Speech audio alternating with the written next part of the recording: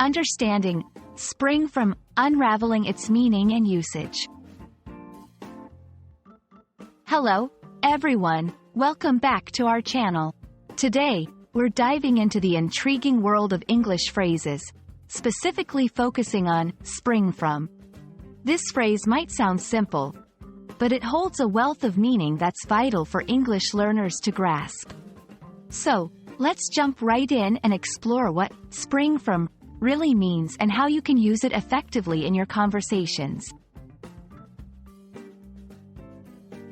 Spring from is a versatile phrase that primarily means to originate or come from something. It's often used to describe the source or cause of an event, idea, or condition. For example, when we say, "Her enthusiasm springs from her love for art," it means that her enthusiasm originates from her love for art. It's a picturesque way of expressing the beginning or origin of something. Let's look at some examples to better understand the usage of spring from. In literature, the plot of the novel springs from a real-life event. In everyday conversations, his fear of water springs from a childhood incident. In academic discussions, this theory springs from earlier research on the subject. These examples show how the phrase can be adapted to various contexts, always pointing back to the source or cause of something.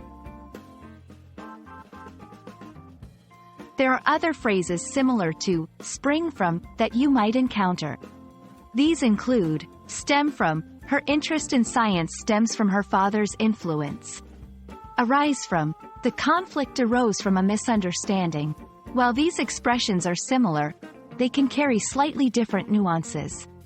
Stem from is often more connected to a gradual development, while arise from can imply a more sudden or unexpected origin.